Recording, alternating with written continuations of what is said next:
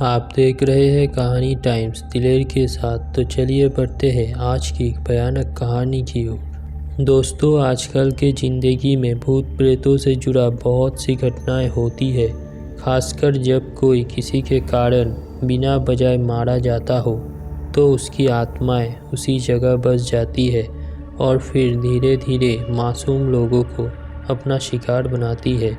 लेकिन सब कुछ जानते हुए भी जब हम वही गलती कर देते हैं तो इसका भुगतान हमें अपनी जान देकर ही चुकाना पड़ता है।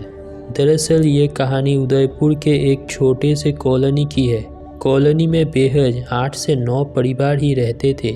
दोस्तों, दरअसल एक दिन रात के 1 बजे जब मैं पार्टी से घर वापस आ रहा था, मैं थोड़ा नशे में था तो इसीलिए मेरा दोस्त रमेश बाइक चला रहा था।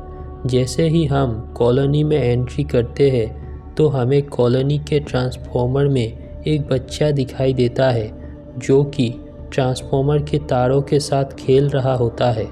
उस बच्चे को ट्रांसफार्मर के तारों के साथ खेलता देख मैं रमेश से बोला, भाई तू गाड़ी रोक, देख वो बच्चा ट्रांसफार्मर के तारों के साथ खेल रहा है, चल उसे उतार कर उसके घर छोड़ देते हैं।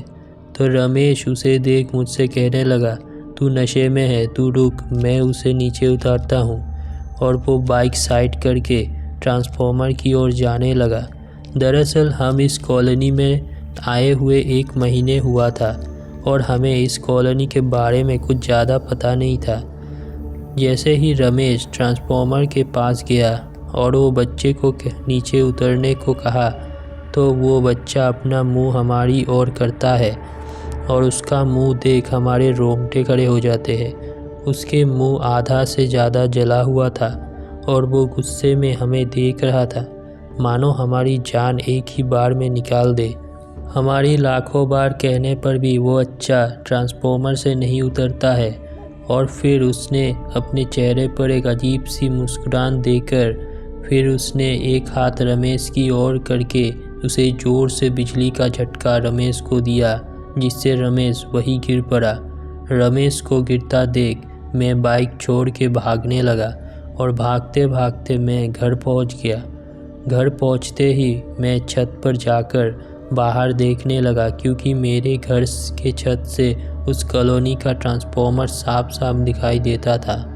जब मैंने उधर जो देखा वो देख मैं अपनी आंखों पे यकीन नहीं हो रहा था।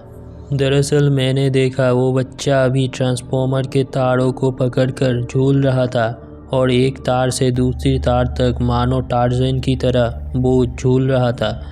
तभी उसने अचानक गर्दन घुमाया और मेरी तरफ देखा, मुझे वहां जाने का इशारा दिया। मेरे पलक झपकते ही वो अचानक मेरे सामने आ गया, जिस कारण मैं ज़ोर से चिल्लाया और ज़ोर से मैं पीछे की तरफ लेट गया।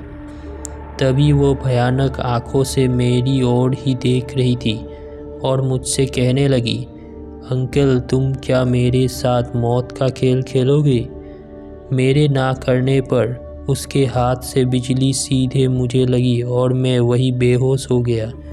जब मेरी आंखें खुली तो मैं हॉस्पिटल में था और मेरे हाथ में जलने का निशान था। फिर जब मैंने रमेश की खोज ली तो मुझे मालूम चला कि वो अब इस दुनिया में नहीं रहा।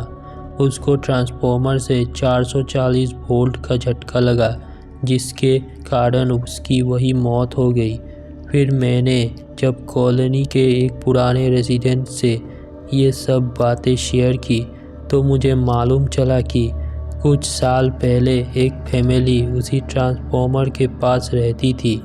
एक दिन शाम का समय था जब एक औरत अपने बच्चे को लेकर मार्केट जाने को निकलते हैं और वो उसी ट्रांसफार्मर के सामने से गुजर रहा था। तभी ट्रांसफार्मर का एक तार छूटकर उस फैमिली के छोटे बच्चे पर जाकर गिरता है, जिस कारण बच्चे की जान चली जाती है और शॉर्ट सर्किट के कारण चारों तरफ अंधेरा ही अंधेरा हो जाता है। फिर कुछ महीने बाद कुछ लोगों को रात के समय वही जला हुआ बच्चा ट्रांसफार्मर के साथ खेलता हुआ दिखता है और फिर कुछ दिन बाद उनकी भी जलकर मौत हो जाती है। तभी से लोगों के मन में इतना डर फैल गया है कि कुछ लोग तो कॉलोनी छोड़कर ही चले गए और जो पुराने लोग थे वो डर के कारण गांव चले गए और जो इधर रहता है वो इसीलिए रात के टाइम घर से बाहर नहीं निकलता। फिर मैंने अगले ही दिन उस कॉलोनी को छोड़ दिया और अब मैं दूसरे सिटी में रहता हूँ, लेकिन मैं अभी भी उस भयानक रात को भुला नहीं पाया हूँ। तो दोस्तों, कहानी अच्छी लगी तो लाइक शेयर सब्सक्राइब करना और चैनल के साथ जुड़े रहें।